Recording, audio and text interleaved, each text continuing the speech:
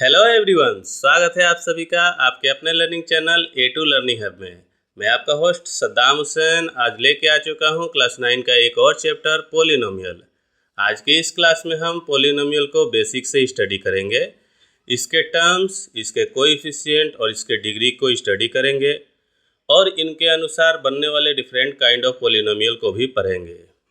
साथ ही साथ हम पोलिनोमियल के जीरो यानी कि रूट को निकालना सीखेंगे और पोलिनोमियल एक्सप्रेशन का फैक्टराइजेशन करना भी सीखेंगे। इसके अलावा हम पोलिनोमियल एक्सप्रेशन के ऊपर अलजेब्राइक एक्सप्रेशन का यूज करना भी सीखेंगे। तो चलिए शुरू करते हैं।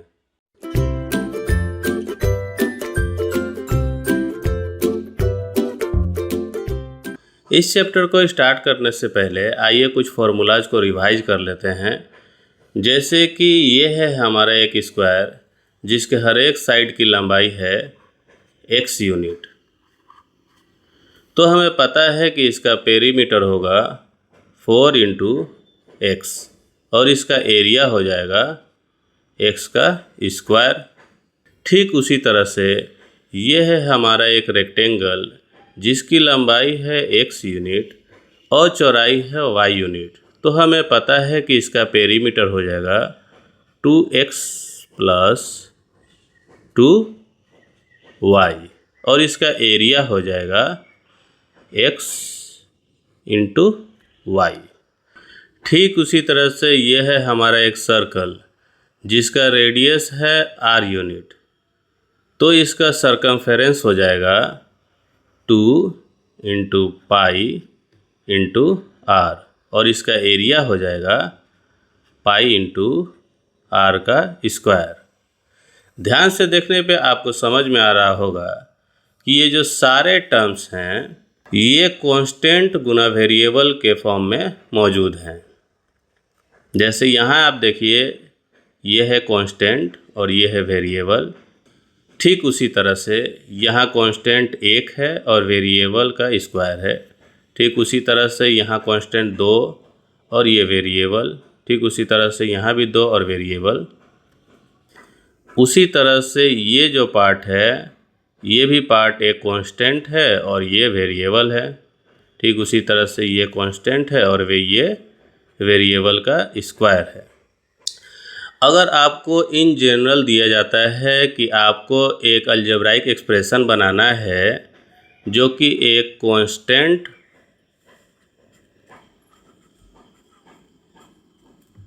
गुना एक वेरिएबल के फॉर्म में हो तो आप इसे कुछ u लिख सकते हैं, ax या फिर ay या फिर bx या फिर by। सिंपली हम इस कांस्टेंट को a b c d in alphabet से रिप्रेजेंट करते हैं। वहीं हम वेरिएबल्स को x y z इस तरह के अल्फ़ाबेट से रिप्रेजेंट करते हैं। अब ज़रा इन अलजेब्राइक एक्सप्रेशन को देखिए। जैसे कि 3x का क्यूब प्लस 2x प्लस 9। वहीं दूसरा अलजेब्राइक एक्सप्रेशन है 6y का पावर 5 माइनस 5y का क्यूब प्लस 2y माइनस 3। इसी तरह से ये हमारा तीसरा एक्सप्रेशन है और ये चौथा एक्सप्रेशन है। आप इन सभी एक्सप्रेशन में एक बात नोटिस कर रहे होंगे कि इसमें ये जो वेरिएबल है इसका सारा का सारा एक्सपोनेंट जो है वो होल नंबर है। जैसे यहाँ पे एक्सपोनेंट जो है वो 3 है, यहाँ पे एक्सपोनेंट जो है 1 है और यहाँ पे एक्सपोनेंट जो है 0 है, क्योंकि हम इसे x का पावर 0 इस तरह से लिख सकते हैं। ठीक उसी तरह से यहाँ भी एक्सपोनेंट है 5, यहाँ पे है 3, यहाँ पे है 1 और यहाँ पे है 0। ठीक उसी तरह से यहाँ है 6 4 3 2 1 0 और ये है 1 5 और 0। तो इसी तरह के अलजेब्राइक एक्सप्रेशन को हम पोलिनोमियल एक्सप्रेशन कहते हैं। All the algebraic expression with only whole number as the exponent of all the variables, यानी कि सारे के सारे वेरिएबल्स का जो एक्सपोनेंट है वो होल नंबर होना चाहिए। उस तरह के अलजेब्राइक एक्सप्रेशन को हम पोलिनोमियल एक्सप्रेशन कहते हैं। और इसे लिखते कैसे हैं, जैसे हम इसे लिखेंगे पोलिनोमियल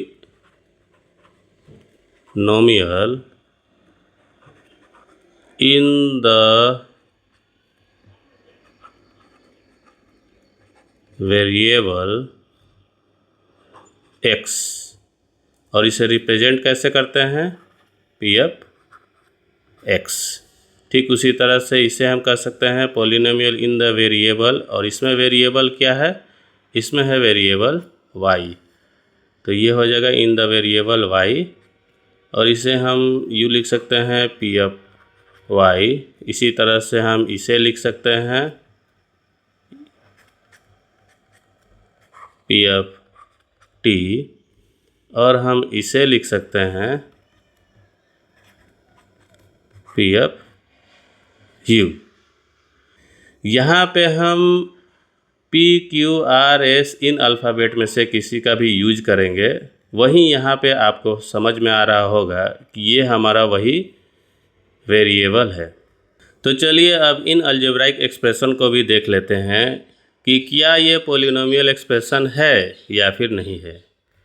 तो इस पहले एक्सप्रेशन को अगर हम सिंप्लीफाई करें तो ये कुछ ऐसे हो जाएगा 2x का स्क्वायर माइनस, और ये 1/x x का पावर -1 ऐसे हो जाएगा। ठीक उसी तरह से ये जो है हमारा x का पावर 1/2 प्लस 3 इतना हो जाएगा। ठीक उसी तरह से ये हमारा हो जाएगा y का पावर 1/3 प्लस y का पावर -1, और ये जो है ये हो जाएगा √3 x का स्क्वायर माइनस x। तो चलिए आप बताइए कि क्या ये सारे अलजेब्राइक एक्सप्रेशन पोलिनोमियल एक्सप्रेशन है। तो इस पहले एक्सप्रेशन का पहला टर्म में वेरिएबल का एक्सपोनेंट ये तो होल नंबर है, लेकिन यहाँ पे होल नंबर नहीं है, तो ये जो है हमारा पोलिनोमियल एक्सप्रेशन नहीं होगा। ठीक उसी तरह से यहाँ भी हमारा एक्सपोनेंट जो है होल नंबर नहीं है, तो ये भी हमारा पोलिनोमियल एक्सप्रेशन नहीं होगा। यहाँ भी हमारा एक्सपोनेंट होल नंबर नहीं है और यहाँ भी नहीं है, तो ये एक्सप्रेशन भी हमारा पोलिनोमियल एक्सप्रेशन नहीं होगा। ठीक वहीं पे यहाँ पे जो वेरिएबल का एक्सपोनेंट है वो होल नंबर है और यहाँ भी होल नंबर है, तो ये अलजेब्राइक एक्सप्रेशन हमारा पोलिनोमियल एक्सप्रेशन होगा। अब ज़रा इस पोलिनोमियल एक्सप्रेशन को देखिए। ध्यान से देखने पे आप पाएंगे कि ये पोलिनोमियल एक्सप्रेशन छोटे छोटे एक्सप्रेशन से मिलके बना है। जैसे कि ये हमारा एक्सप्रेशन 5x का क्यूब माइनस में 3x का पावर 6 माइनस में 2x का पावर 5 प्लस में 2x और माइनस में 9, इस तरह से 1 2 3 4 5 एक्सप्रेशन से मिलके बना है।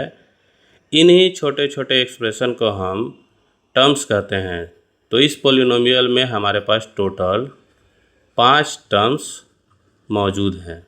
ठीक उसी तरह से इस दूसरे एक्सप्रेशन में देखिए हमारे पास टोटल 1 2 और 3 टर्म मौजूद हैं, तो हमारे पास इस एक्सप्रेशन में हो गया टोटल 3 टर्म्स।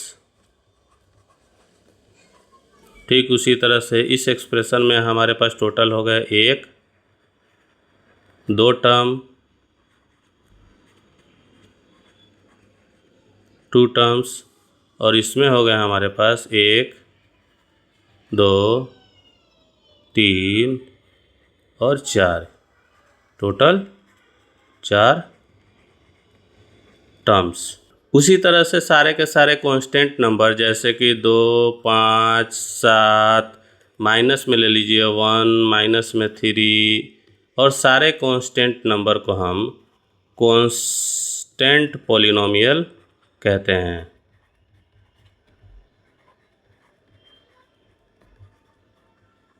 वहीं कांस्टेंट पॉलिनोमियल जीरो को हम जीरो पॉलिनोमियल कहते हैं।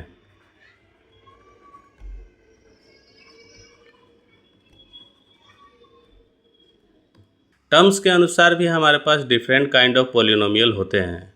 आइए उसमें से कुछ को कवर कर लेते हैं। जैसे कि इसमें हमारा पहला है मोनोमियल्स, जिसमें सिर्फ और सिर्फ एक ही टर्म्स होते हैं। जैसे इसमें लिखा हुआ है हैविंग ओनली वन टर्म। अब ये कुछ ऐसे हो सकता है जैसे एक्स, वाई, एक्स का क्यूब, 3t का पावर 6, 9 u, 6x। तो इस तरह से वो सारे पॉलिनोमियल एक्सप्रेशन जो कि सिर्फ एक टर्म से बने होते हैं उन्हें हम मोनोमियल्स कहते हैं। वहीं दूसरी तरफ वो सारे पॉलिनोमियल एक्सप्रेशन जो कि दो टर्म से मिलके बने होते हैं उन्हें हम बाइनोमियल्स कहते हैं। जैसे कि x माइनस 1, y का power 6 minus 2y, t minus t का पावर 6, u प्लस 9u का पावर 5। तो इस तरह से आप समझ गए होंगे कि वो सारे पॉलिनोमियल एक्सप्रेशन जो कि दो टर्म से बने होते हैं उन्हें हम बाइनोमियल कहते हैं।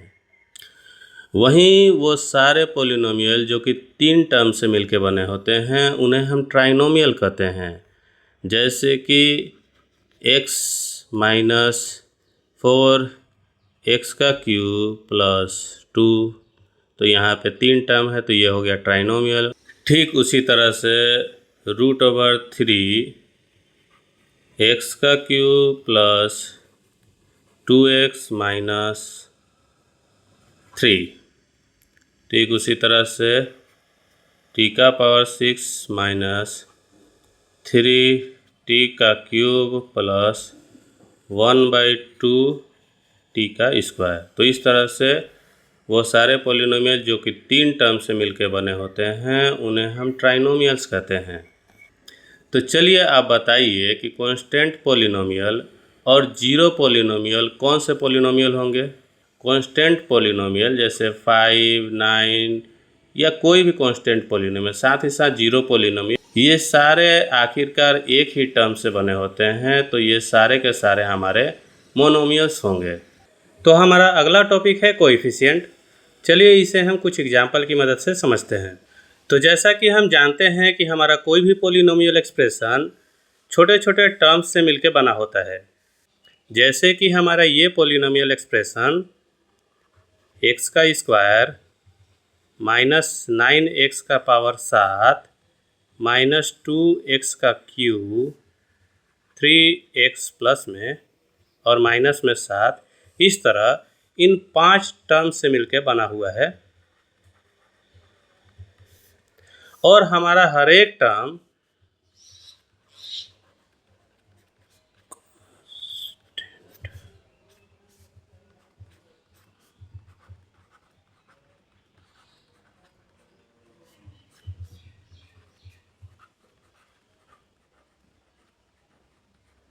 कांस्टेंट और वेरिएबल के एक खास एक्सपोनेंट के मल्टीप्लिकेशन से बनता है। और इसी कांस्टेंट को हम वेरिएबल के उस स्पेसिफिक एक्सपोनेंट का कोएफिशिएंट कहते हैं। जैसे कि अगर यहाँ पे पूछा जाए कि what is the coefficient of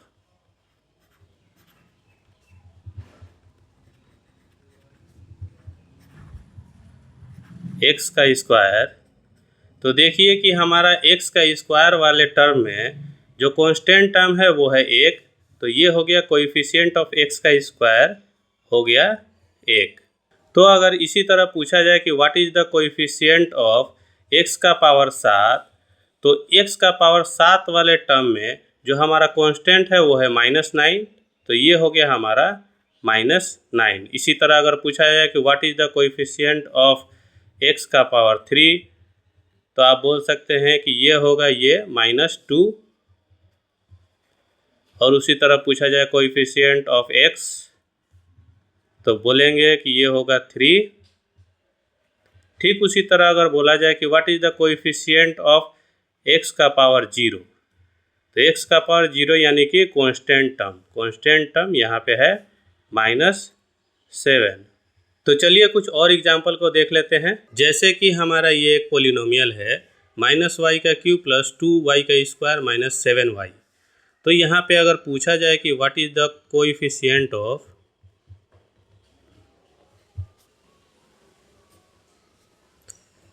y का स्क्वायर, तो हम बोल सकते हैं कि ये होगा प्लस में 2।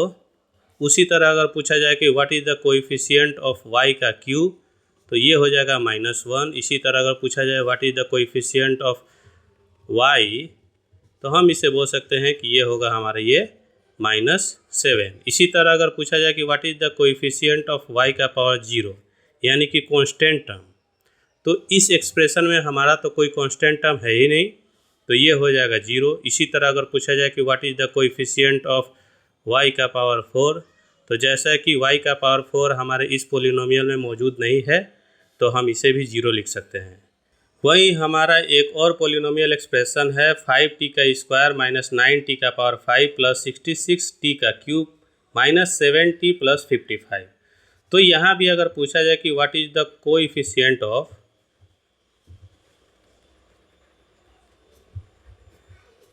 t का क्यूब, तो आप बोल सकते हैं कि ये होगा ये हमारा 66। ठीक इसी तरह अगर पूछा जाए कि what is the coefficient of t का पावर 5, तो हम बोल सकते हैं कि ये वाला होगा माइनस में 9। ठीक इसी तरह पूछा जाए कि what is the coefficient of t का स्क्वायर, तो हम बोल सकते हैं कि ये होगा 5।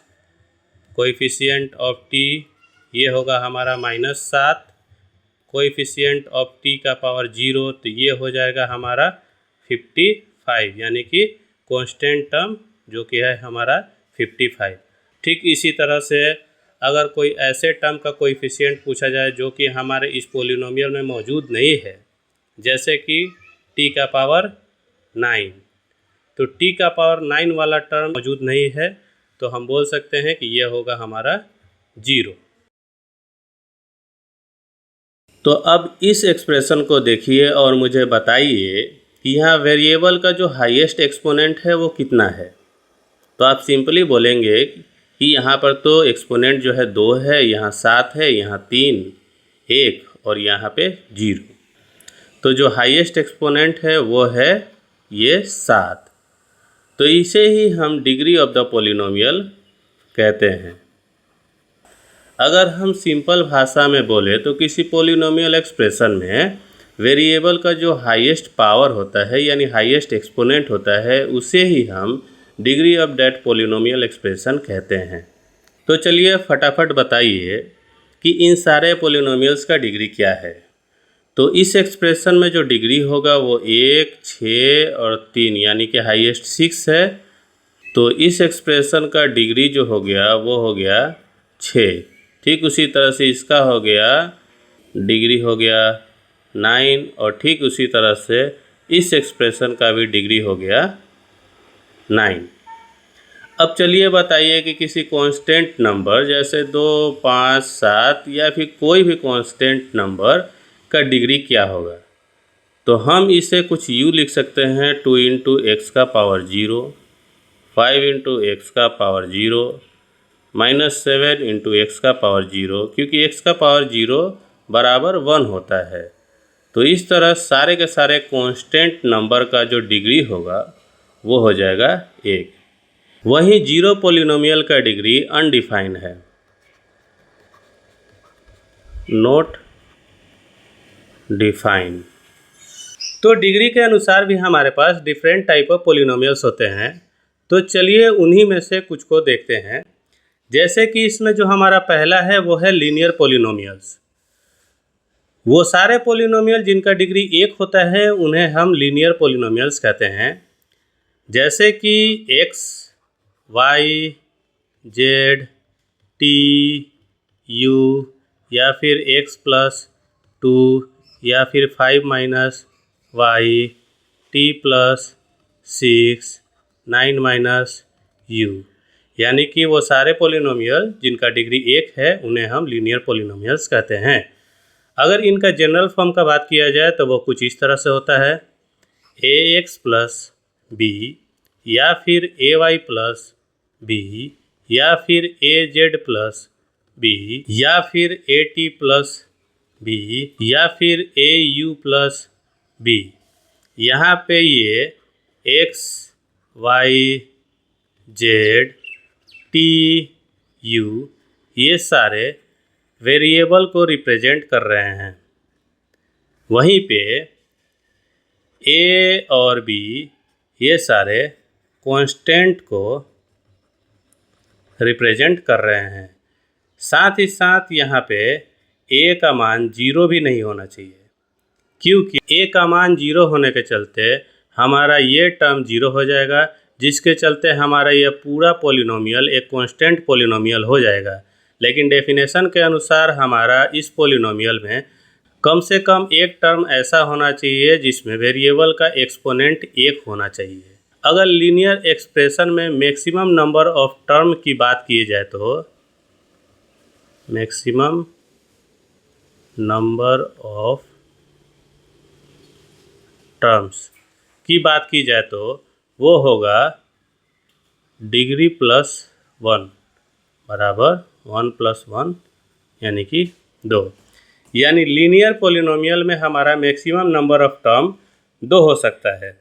जैसे कि आप इस एक्सप्रेशन में देखिए, यहाँ पे हमारा एक टर्म है, यहाँ भी एक एक एक एक, यहाँ पे हमारा 2 टर्म है, यहाँ पे हमारा 2 टर्म है, यहाँ पे हमारा 2 टर्म है और यहाँ पे भी हमारा 2 टर्म है। यानी लीनियर पॉलिनोमियल में हमारा एक टर्म हो सकता है और मैक्सिमम 2 टर्म हो सकता है। इसमें जो दूसरा पॉलिनोमियल है वो है क्वाड्रेटिक पॉलिनोमियल। वो सारे पॉलिनोमियल जिनका डिग्री 2 होता है उन्हें हम क्वाड्रेटिक पॉलिनोमियल्स कहते हैं। जैसे कि x² + 2x + 3 9y² - 2 z² t - t² + 2। अगर इनके जनरल फॉर्म की बात की जाए तो वो कुछ यूँ होगा ax² + bx + c। ठीक उसी तरह से ay² + by + c। ठीक उसी तरह से az² + bz + c। यहाँ आप समझ गए होंगे कि ये जो x, y और z है ये वेरिएबल को रिप्रेजेंट कर रहा है। वहीं पे a, b और c ये तीनों कांस्टेंट को रिप्रेजेंट कर रहे हैं। साथ ही साथ a का मान 0 नहीं होना चाहिए। आप पिछले पॉलिनोमियल्स के अनुसार ये समझ गए होंगे कि a का मान 0 क्यों नहीं होना चाहिए। अब a का मान 0 होने से ये जो हमारा जो एक्सप्रेशन है ax² + bx + c, तो ये कुछ यूँ हो जाएगा। तो इस तरह ये क्वाड्रेटिक पॉलिनोमियल ना रह के एक लीनियर पॉलिनोमियल हो जाएगा। अगर इन पॉलिनोमियल में मैक्सिमम नंबर ऑफ टर्म की बात की जाए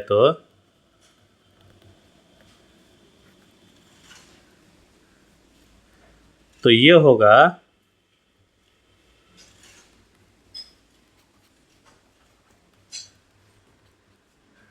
3।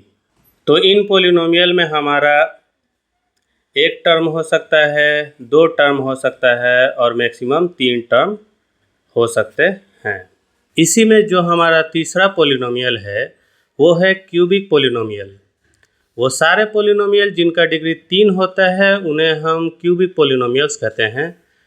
जैसे ये हो सकते हैं x³ + x² + x + 1, या फिर 6y³ - 2, या फिर यूँ हो सकते हैं x³, या फिर हो सकता है t - t³, या फिर हो सकता है 7 - u³।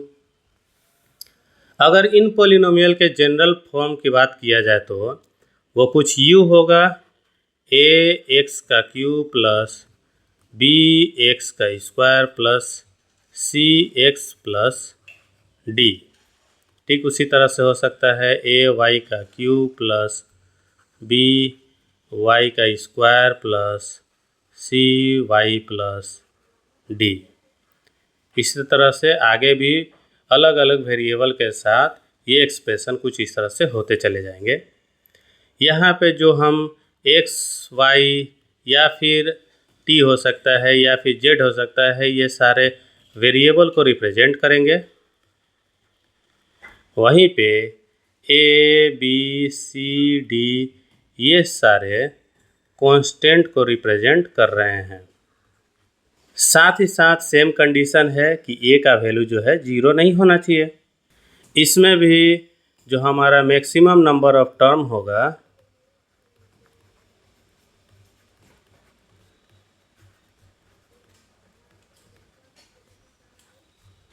वो होगा डिग्री प्लस 1 यानी कि 3 प्लस 1 मतलब कि 4। तो इन एक्सप्रेशन में हमारे पास टोटल नंबर ऑफ टर्म 1 हो सकते हैं या फिर 2 हो सकता है या फिर 3 हो सकता है और मैक्सिमम 4 हो सकता है। ठीक उसी तरह से x वेरिएबल से बना हुआ n डिग्री वाला किसी पोलिनोमियल का जनरल फॉर्म लिखना हो तो वो कुछ यूँ होगा, ए एन एक्स का पावर n प्लस ए एन माइनस 1 एक्स का पावर n माइनस 1। ठीक उसी तरह से ए एन माइनस 2 एक्स का पावर n माइनस 2, और ये आगे कुछ यू चलता जाएगा। लास्ट में ये ऐसे होगा a1 एक्स का पावर 1 और a0 एक्स का पावर 0। यहाँ भी सेम बात, a n minus 1 a n minus 2 और ये a1 a0 ये सारे जो है कांस्टेंट को रिप्रेजेंट कर रहे हैं। x जो है ये हमारा वेरिएबल है और ए एन जो है ये हमारा 0 नहीं होना चाहिए। साथ ही साथ जो हमारा मैक्सिमम नंबर ऑफ टर्म होगा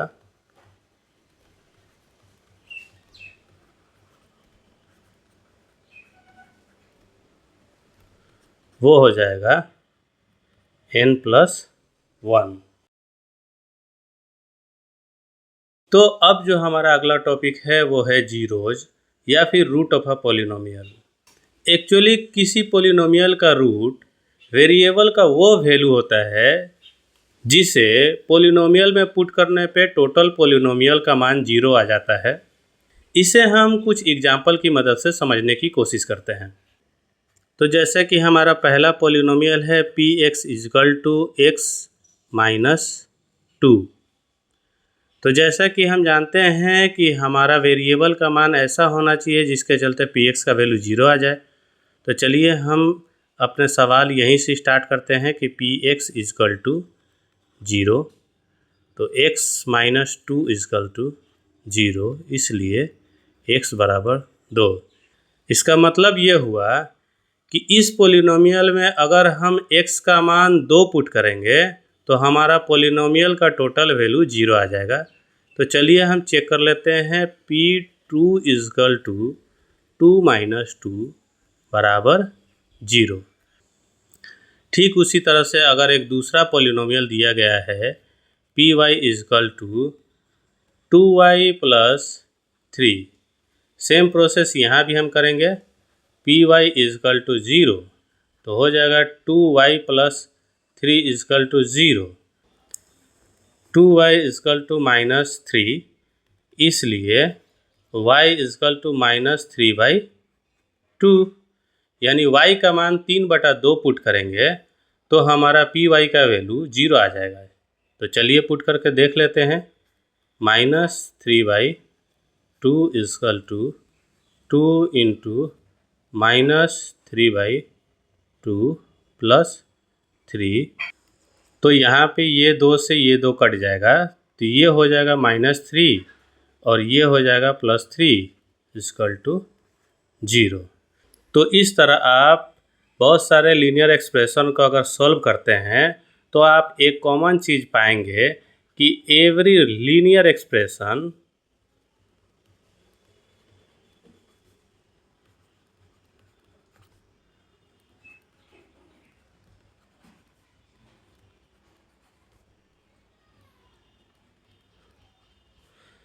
हैव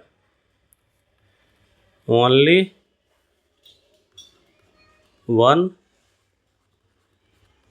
रूट, जिसे आप इन एग्जाम्पल में इजीली देख पा रहे होंगे कि हमारा ये पॉलिनोमियल या फिर ये पॉलिनोमियल, ये दोनों के दोनों लीनियर पॉलिनोमियल है और इनका रूट भी सिर्फ एक आ रहा है। जैसे यहाँ पे x बराबर 2 आया, यहाँ पे y बराबर इतना आया। वहीं पे अगर हम लीनियर पॉलिनोमियल के अलावा दूसरे पॉलिनोमियल की बात करें, जैसे कि अगर हम देखें px इजकल टू एक्स का स्क्वायर माइनस 2x, तो चलिए इसे भी हम सॉल्व करते हैं। px इजकल टू 0, तो ये होगा x square minus 2x is equal to 0, तो ये हो जाएगा x कॉमन लेंगे तो ये हो जाएगा x माइनस 2 बराबर 0। इसलिए या तो x बराबर 0 होगा या फिर x बराबर 2 होगा। तो चलिए इनका वैल्यू इस पॉलिनोमियल में पुट करके देख लेते हैं। सबसे पहले p0 जो होगा वो होगा x का स्क्वायर यानी 0 का स्क्वायर माइनस 2 इंटू 0, तो ये हमारा हो जाएगा टोटल 0। ठीक उसी तरह से p2 भी देख लेते हैं, तो ये हो जाएगा 2 का स्क्वायर माइनस 2 इंटू 2, ये हो जाएगा 4 माइनस 4 बराबर 0।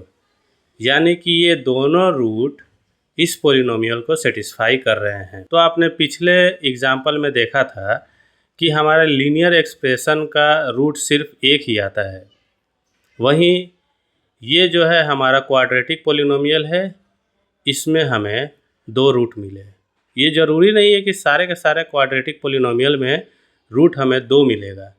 अब आप इसी एग्जाम्पल को देखिए, जैसे कि P y is equal to y का स्क्वायर प्लस 2y प्लस 1, तो ये हो जाएगा P y is equal to y plus 1 का होल स्क्वायर। ठीक है, अब अगर हम इसे सॉल्व करें तो सॉल्व कुछ यूँ करेंगे कि पी वाई इजकल टू 0, तो ये होगा y प्लस 1 का होल स्क्वायर इजकल टू 0, यानी y प्लस 1 इजकल टू 0, यानी कि y बराबर माइनस 1, यानी कि जो हमारे इस पॉलिनोमियल का रूट होगा वो होगा माइनस 1। तो चलिए अब इस रूट का वैल्यू इस पॉलिनोमियल में पुट करके देख लेते हैं। तो ये होगा P F minus 1 is equal to minus 1 का whole square plus 2 into minus 1 plus 1, ये हो जाएगा माइनस 1 का स्क्वायर यानी 1, ये हो जाएगा प्लस और माइनस गुना होगा माइनस 2 और गुना 1 2, और ये हो जाएगा प्लस 2 प्लस में है और 2 माइनस में है, हो गया 0। तो इस तरह से ये एक क्वाड्रेटिक पॉलिनोमियल होने के बावजूद भी इसका रूट हमें सिर्फ एक ही मिला, जो कि हुआ y बराबर माइनस 1। तो डिवीज़न के लिए हम बचपन से ही एक ही प्रोसेस को फॉलो करते आ रहे हैं। जैसे मान लीजिए कि हम 63 को अगर 5 से डिवाइड करते हैं तो वो कुछ यूँ होता है कि 5 का पहरा एक बार में 5, 6 में से 5 गया 1, ये 3 यहाँ लिखा जाएगा और 5 दूना का 10, रिमाइंडर आ गया 3। सिंपली हमारा यहाँ पे होता है डिवाइज़र, यहाँ होता है डिविडेंड, यहाँ होता है कोसेंट, और कुछ स्टेप के बाद हमें मिलता है रिमाइंडर। अब कुछ सवाल में रिमाइंडर 0 भी मिलता है, किसी किसी में कुछ नंबर भी मिलते हैं। इसी प्रोसेस का यूज करके हम किसी पॉलिनोमियल को दूसरे पॉलिनोमियल से भी डिवाइड कर सकते हैं।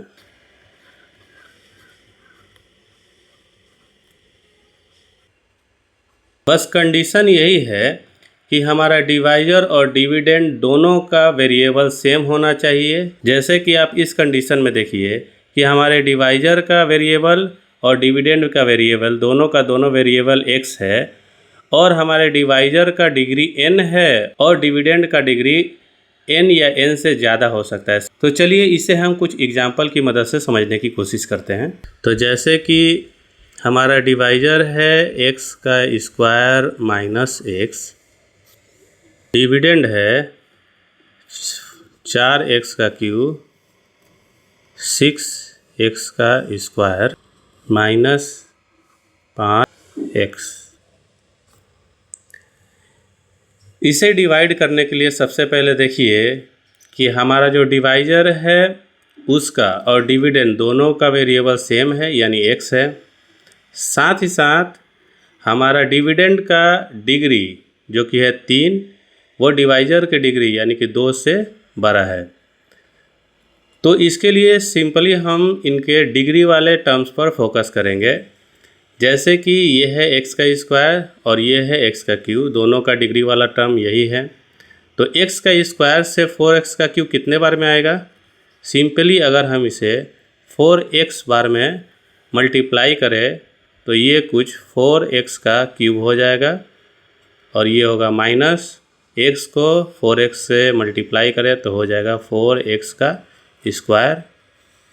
माइनस करने पे ये हो जाएगा माइनस, ये हो जाएगा प्लस, ये हो गया 0 और ये हो जाएगा माइनस में 2x का स्क्वायर माइनस 5x। अब इस x स्क्वायर से माइनस 2x स्क्वायर कितनी बार में आएगा? माइनस 2 बार में। तो ये हो जाएगा माइनस 2x का स्क्वायर और ये हो जाएगा प्लस 2x। चलिए अब इसे माइनस करने पे ये हो जाएगा प्लस, ये होगा माइनस, ये हो जाएगा 0 और ये हो जाएगा माइनस 7x। तो इस प्रोसेस के द्वारा हम दिए गए किसी भी पोलिनोमियल को किसी दूसरे पोलिनोमियल से इजीली डिवाइड कर सकते हैं। कंडीशन वही है कि दोनों का वेरिएबल सेम होना चाहिए और डिविडेंड का डिग्री डिवाइजर के डिग्री के बराबर या फिर उससे ज़्यादा होना चाहिए। तो चलिए एक पोलिनोमियल एक्सप्रेशन को एक लीनियर पोलिनोमियल से डिवाइड करके देखते हैं। तो जो हमारा पोलिनोमियल एक्सप्रेशन है px वो है 3x का स्क्वायर प्लस x माइनस 1। और जो हमारा दूसरा पोलिनोमियल है जिससे हमें डिवाइड करना है वो है x प्लस 1। तो चलिए अब हम x प्लस 1 से 3x का स्क्वायर प्लस x माइनस 1 को डिवाइड करके देखते हैं। तो ये जाएगा 3x टाइम, तो ये हो जाएगा 3x का स्क्वायर प्लस 3x। यहाँ पे माइनस करने पे कुछ u होगा, ये 0 हो जाएगा और ये हो जाएगा माइनस 2x माइनस 1। अब इससे माइनस 2x कितनी बार में होगा?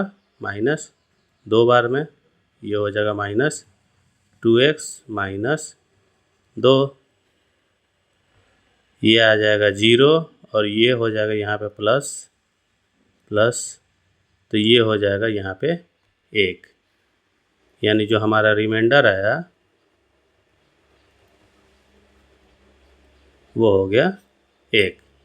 पर अगर हम किसी लीनियर पोलिनोमियल से किसी दूसरे पोलिनोमियल को डिवाइड करते हैं तो अगर हम इस पोलिनोमियल यानी कि लीनियर पोलिनोमियल का 0 निकालते हैं जो कि हो जाएगा x बराबर माइनस 1 और इसे हम इस पोलिनोमियल में पुट कर दें जैसे pf माइनस 1, तो ये रिमाइंडर के बराबर हो जाएगा। तो चलिए देख लेते हैं कि ये रिमाइंडर के बराबर होता है कि नहीं होता है। 3x की जगह पर माइनस 1 का स्क्वायर प्लस x की जगह पर माइनस 1 माइनस 1, ये हो गया हमारा 3 इंटू 1, ये हो गया हमारा प्लस और माइनस माइनस 1 और ये हो गया माइनस 1, ये हो गया हमारा 3 माइनस 1 माइनस 1, यानी ये हो गया हमारा 1। तो इस तरह हमारा पोलिनोमियल px का वैल्यू रिमाइंडर के बराबर हो गया। वही यहाँ पे लिखा हुआ है कि अगर हमारा px कोई भी पोलिनोमियल है और उसे डिवाइड किया जाता है एक लीनियर पोलिनोमियल x माइनस 1 से, और अगर हम x माइनस 1 का रूट निकाल ले जो कि होगा x बराबर a और उस a को उस पोलिनोमियल के अंदर वेरिएबल के जगह पुट कर दे तो हमारा pa जो होगा वो रिमाइंडर के बराबर हो जाएगा, जो कि यहाँ पे इजीली सिद्ध हो रहा है। अब वहीं आइए आप इस एग्जाम्पल को देखिए कि मान लीजिए कि हम 5 से 60 को डिवाइड करते हैं तो ये डिवीज़न कुछ इस तरह से होगा कि 5 का पहरा एक बार में 5 माइनस करने पे 1 और ये हो जाएगा 0, 5 दूना का 10। तो इस तरह जो हमारा रिमाइंडर आया वो आ गया 0। तो जब हमारा रिमाइंडर 0 आता है तब हम सिंपली बोल सकते हैं कि ये जो 5 है ये 5 60 का फैक्टर होगा और ये जो 60 है वो 5 का मल्टीपल होगा। ठीक उसी तरह से अगर हम किसी पॉलिनोमियल को किसी दूसरे पॉलिनोमियल से डिवाइड करते हैं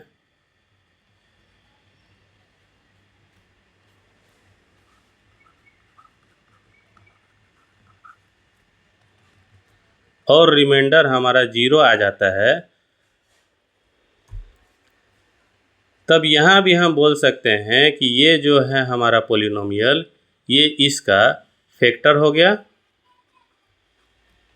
और ये जो है इस पॉलिनोमियल का मल्टीपल हो गया। तो चलिए इसे हम कुछ एग्जाम्पल की मदद से समझते हैं। जैसे अगर हम x+1 से x का क्यूब प्लस 1 को डिवाइड करते हैं तो ये डिवीज़न कुछ u होगा। इसे हम x का स्क्वायर टाइम डिवाइड करेंगे तो ये हो जाएगा x का क्यूब प्लस x का स्क्वायर, माइनस करने पर कुछ u होगा, ये हो जाएगा 0, ये हो जाएगा हमारा माइनस x का स्क्वायर, ऊपर वाला प्लस 1 यहाँ आ जाएगा। अब इसको हम माइनस x टाइम मल्टीप्लाई करेंगे तो वो हो जाएगा माइनस x का स्क्वायर माइनस x, ये हो जाएगा 0 और ये हो गया x प्लस 1। और अब इसे हम एक बार में इजीली डिवाइड कर लेंगे तो हमारा रिमाइंडर 0 आ जाएगा। तो इस तरह हम बोल सकते हैं कि x+1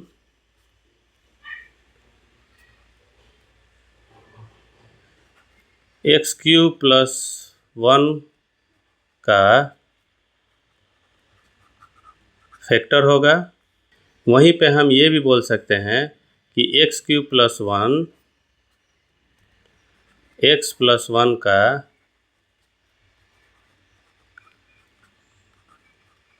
मल्टीपल होगा। अब अगर आपको ये सवाल दिया गया है कि आप चेक कीजिए कि x+1 x³ + 1 का फैक्टर है या नहीं है, तो ये बहुत ही इजी है। सिंपली हम इस पॉलिनोमियल का रूट निकालेंगे जो कि कुछ u हो जाएगा। x+1 = 0 इसलिए x बराबर -1 और इस -1 को अगर हम इस पॉलिनोमियल में पुट करते हैं और इस पॉलिनोमियल का वैल्यू 0 आ जाता है तो हम बोल सकते हैं कि x+1 जो है x³ + 1 का फैक्टर होगा। तो चलिए चेक करके देख लेते हैं। -1 = -1 का क्यूब प्लस 1, ये हो जाएगा -1 प्लस 1 जो कि हो गया 0।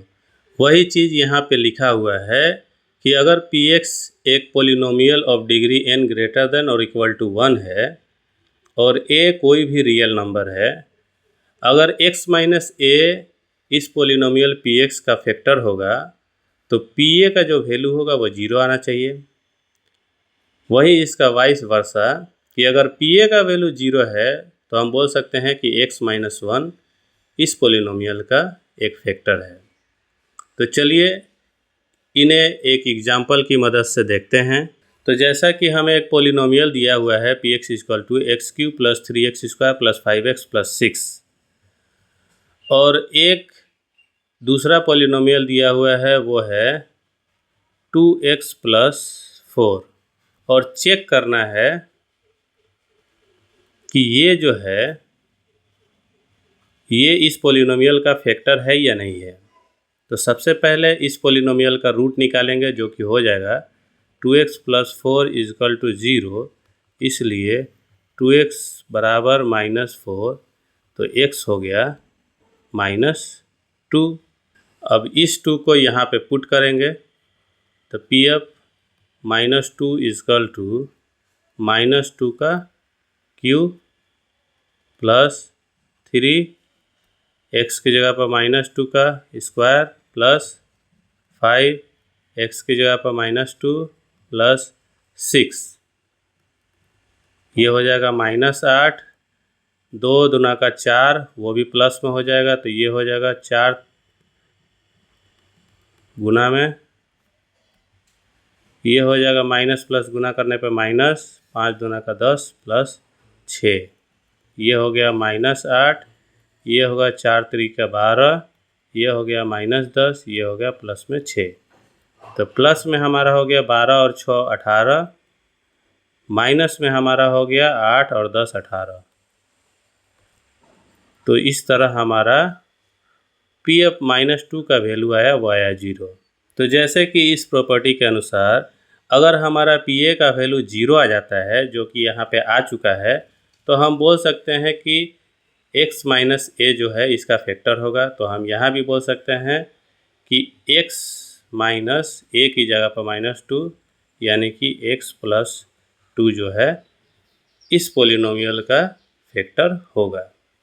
वहीं ये एक दूसरा सवाल दिया हुआ है जिसमें पहले से ही बोला गया है कि x माइनस 1 जो है इस पोलिनोमियल का फैक्टर है। तो बोला गया है फाइंड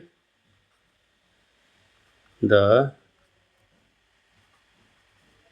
वैल्यू ऑफ k।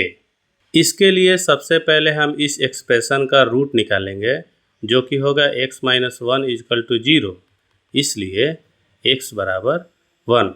और इस 1 को इस पोलिनोमियल में पुट करने पर जो हमारा वैल्यू है वो 0 आना चाहिए। तो चलिए इसे पुट करते हैं। x की जगह पर 1 प्लस 3 x की जगह पर 1 माइनस 4 x की जगह पर 1 प्लस k इजकल टू 0, ये हो गया 4, ये हो गया 3, ये हो गया 4 और ये k इजकल टू 0। ये प्लस में 4 माइनस में 4 0 हो गया, ये हो गया 3 प्लस k इजकल टू 0, इसलिए k जो है ये हो जाएगा -3 और यही हो गया हमारा आंसर। तो अभी तक हम यही चेक कर पा रहे थे कि दिया गया कोई पोलिनोमियल दूसरे पोलिनोमियल का फैक्टर है या नहीं है। लेकिन चलिए अब हम किसी दिए गए पोलिनोमियल का फैक्टर निकालना सीखते हैं। इसमें जो हमारा पहला मेथड है वो है स्प्लिटिंग द मिडिल टर्म। तो चलिए इसे हम इस एग्जाम्पल की मदद से समझते हैं। इसका फैक्टर निकालने के लिए सिंपली पहले हमें पहले टर्म और आखिरी टर्म के कोएफिशिएंट को आपस में गुना करना होगा। तो इसका कोएफिशिएंट है 1 और इसका है 6, तो ये कुछ हो जाएगा 1 × 6 इजकल टू 6। अब चलिए इस 6 का फैक्टर निकालते हैं, जो कि होगा +1 × +6 बराबर 6, या फिर -1 × -6 इजकल टू 6, या फिर प्लस में 2 × 3, ये हो गया 6, या फिर माइनस में 2 माइनस में 3, ये भी हो गया 6। इसके अलावा होगा प्लस में 3 × 2 बराबर 6, जो कि ऑलरेडी यहाँ है, बस नंबर आगे पीछे हो गए हैं। और ठीक उसी तरह से होगा -3 × -2 बराबर 6, जो कि ऑलरेडी यहाँ पे मौजूद है। यानी कि जो हमारा मोटा मोटी जो फैक्टर होगा वो यही सब होंगे। अब इसमें से देखना पड़ेगा कि वो कौन सा फैक्टर है जिन्हें आपस में जोड़ने पे हमारा मिडिल टर्म बन जाएगा। तो मिडिल टर्म बनाने के लिए अगर हम इसे जोड़ते हैं 6 और 1 7 हो जाएगा, इसे करते हैं तो माइनस में 7 हो जाएगा और हमें चाहिए माइनस में 5। इसे जोड़ते हैं तो ये प्लस में 5 हो जाएगा, जबकि ये है माइनस में 5, और अगर हम इसे जोड़ते हैं तो ये हो जाएगा माइनस में 5। तो यही प्रोसेस हम फॉलो कर सकते हैं। 3y - 2y और ये लास्ट में +6 आ गया। यहाँ पे y कॉमन लेंगे तो ये हो जाएगा y - 3। यहाँ पे 2 कॉमन लेंगे तो ये हो जाएगा y - 3। दोनों y - 3 को कॉमन ले लेंगे तो ये हो जाएगा y - 3। बचा हुआ नंबर यहाँ से आएगा y और यहाँ से आएगा 2। तो इस तरह हमारे इस पोलिनोमियल का जो फैक्टर हुआ वो हो गया y - 3 और y - 2। और इस प्रोसेस को हम कहते हैं factorization by splitting the middle term, क्योंकि हमने मिडिल टर्म को स्प्लिट कर दिया है। तो इसमें जो हमारा अगला मेथड है वह है फैक्टराइजेशन बाय फैक्टर थ्योरम। इसको समझने के लिए भी चलिए हम सेम एग्जाम्पल को लेते हैं, जैसे कि था py = y का स्क्वायर 5y + 6। सेम प्रोसेस, पहला और आखिरी का कोएफिशिएंट गुना होगा, हो जाएगा 6।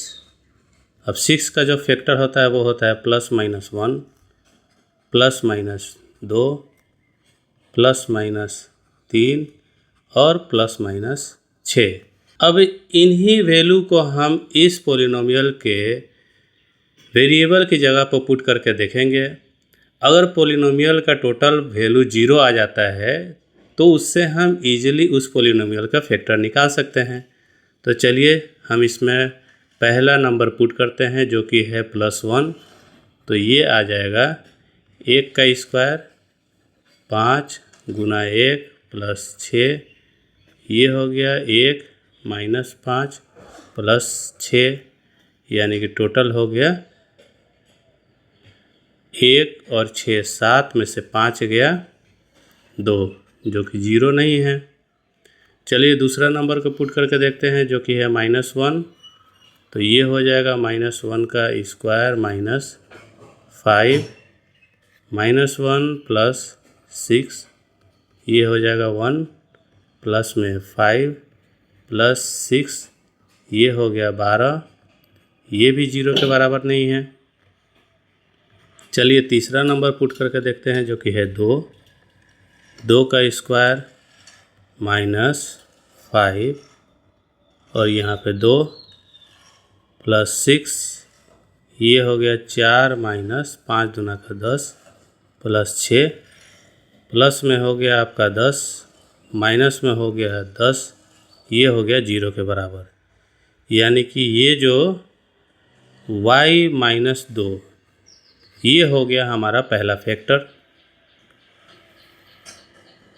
चलिए फिर हम इसे भी पुट करके देख लेते हैं। -2 का स्क्वायर -5 -2 + 6, ये हो गया प्लस में 4, ये हो गया प्लस में 10, ये हो जाएगा प्लस में 6। तो ये टोटल हो गया 20, जो कि 0 के बराबर नहीं है। चलिए अब इसमें 3 भी पुट करके देखते हैं। स्क्वायर -5 3 + 6, 3 तिया का 9, 5 तिरिके 15 + 6 + 9 और 6, ये हो गया प्लस में 15 और ये भी हो गया हमारा 15 आ गया 0। यानी कि y - 3 ये भी हमारा एक फैक्टर होगा। उसी तरह से हम बाकी नंबर्स को पुट करके भी देख लेंगे। तो इस तरह y का स्क्वायर -5y + 6 जो होगा वो हो जाएगा y - 2 और यहाँ पे हो जाएगा y - 3, इतना होगा। तो ये हो गया हमारा दूसरा मेथड। मिडिल टर्म को स्प्लिट करके हम क्वाड्रेटिक पोलिनोमियल का फैक्टर तो बहुत ही आसानी से निकाल सकते हैं। वहीं पे अगर हमें क्यूबिक पोलिनोमियल दिया जाता है या फिर उससे ज़्यादा डिग्री वाले पोलिनोमियल दिए जाते हैं, तब मिडिल टर्म को स्प्लिट करके उसका फैक्टर निकालना बहुत ही मुश्किल होगा। जैसे कि आप इसी एग्जाम्पल को देखिए, ये दिया हुआ है एक पोलिनोमियल एक्सप्रेशन जिसमें 4 टर्म है, इसमें तो कोई तीसरा मिडिल टर्म नहीं है, तो इसका फैक्टर मिडिल टर्म को स्प्लिट करके निकालने में बहुत ही मुश्किल होगा। इस तरह के पोलिनोमियल का फैक्टर निकालने के लिए हम सिंपली फैक्टर थ्योरम का ही इस्तेमाल करेंगे। प्रोसेस सेम ही है, पहला टर्म और आखिरी टर्म का कोएफिशिएंट को गुना करेंगे और ये हो जाएगा 120 और इसका जो है फैक्टर करेंगे जो कि होगा +-1 +-2 +-3 और ये होता जाएगा 120 तक जाएगा 120 तक। तो चलिए इस पोलिनोमियल px में हम इनका वैल्यू पुट करके देखते हैं। तो ये होगा pf1 = 1 का क्यूब माइनस 23 1 + 142 1 माइनस 120, तो ये हो जाएगा 1 - 23 + 142 - 120। तो यहाँ पे हम प्लस वालों को आपस में जोड़ते हैं, जैसे 1 और 142 यानी 143। माइनस वाले को आपस में जोड़ने पर ये हो जाएगा -120 और 123 यानी कि 143। तो ये हो गया 0, यानी कि जो हमारा पहला फैक्टर हुआ वो हो गया x - 1। अब इसका आगे का प्रोसेस कुछ यूँ होगा, x का क्यूब माइनस 23 x का स्क्वायर प्लस 142x माइनस 120। जैसा कि हमारा पहला फैक्टर हुआ है वो है x - 1, तो हम कोशिश करेंगे कि यहाँ हमें x - 1 मिले। इसके लिए हम सिंपली इसे ऐसे लिखेंगे, -1 चाहिए तो हम इसे भी x का स्क्वायर कर देंगे। इसमें से एक हमने यहाँ लिख दिया तो बच गया 22 x का स्क्वायर, यहाँ पे हम देंगे प्लस क्योंकि माइनस आना चाहिए हमें। अब यहाँ है 22, तो यहाँ भी हमको उतना ही 22 ही लिखना पड़ेगा क्योंकि हमें -1 लाना है 22x। इसमें से हमने 22 प्लस को बाहर निकाल दिया है तो बच गया हमारे पास 120x और यहाँ पे है माइनस में 120। यहाँ पे हम x का स्क्वायर लेंगे कॉमन तो ये हो जाएगा x - 1। यहाँ पे हम लेंगे 22x को कॉमन तो ये हो जाएगा x - 1 और यहाँ पे हम लेंगे 120 को कॉमन तो ये हो जाएगा x - 1। ये हो जाएगा x - 1। हमने तीनों में से x - 1 को कॉमन ले लिया, बच गया ये x² माइनस 22x प्लस 120। अब इस एक्सप्रेशन का फैक्टर हम मिडिल टर्म को स्प्लिट करके निकाल सकते हैं। तो ये हो जाएगा x - 1, ये हो जाएगा x का square minus 10x minus 12x plus 120, ये हो जाएगा x - 1। इसमें से हम लेंगे x को कॉमन हो जाएगा x - 10, इसमें से लेंगे 12 को कॉमन हो जाएगा x - 10, तो ये हो जाएगा x - 1, ये हो जाएगा x - 10 और ये हो जाएगा x - 12। तो इस तरह आप किसी क्वेश्चन को सॉल्व करने के लिए स्प्लिटिंग द मिडिल टर्म वाले फार्मूला को लगाइए, किसी में फैक्टर थ्योरम वाले फार्मूला को लगाइए और किसी में दोनों को लगा लीजिए, जैसे कि हमने इस क्वेश्चन में दोनों फार्मूला का यूज किया है। यहाँ तक हमने फैक्टर थ्योरम का यूज किया और इसके बाद यहाँ पे हमने स्प्लिटिंग द मिडिल टर्म वाले फार्मूला का यूज किया है। तो जो हमारा तीसरा प्रोसेस है वो है अलजेब्राइक आइडेंटिटीज़ का यूज करके फैक्टर निकालना। जैसे मान लीजिएगा अगर क्वेश्चन देता है कि फाइंड द प्रोडक्ट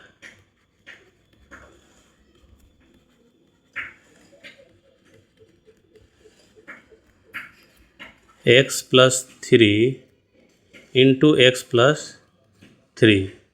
सिंपल सा है कि हम इसे मल्टीप्लाई नहीं करेंगे बल्कि ये तो x + 3 का होल स्क्वायर हो जाएगा और इस फॉर्मूला का यूज़ करके हम यहाँ बाकी चीज़ लिख देंगे, जैसे कि x का स्क्वायर प्लस 2 इंटू एक्स की जगह पर x, y की जगह पर 3 प्लस 3 का स्क्वायर, तो ये हो जाएगा x का स्क्वायर प्लस 3 दूना का 6x प्लस 3 तिया का 9। ये हो गया हमारा फाइनल आंसर। ठीक उसी तरह से दिया गया है कि 105 को 106 के साथ मल्टीप्लाई करना है, बट नोट डायरेक्टली मल्टीप्लाई, इसको डायरेक्टली मल्टीप्लाई नहीं करना है। तब इसका प्रोडक्ट किस तरह से निकलेगा, तो इसे हम कुछ u लिखेंगे 100 + 5, इसे लिखेंगे 100 + 6। अब यहाँ पे हम इस फॉर्मूला का यूज करेंगे जो कि है x² + a + bx और ab। तो ये कुछ u हो जाएगा,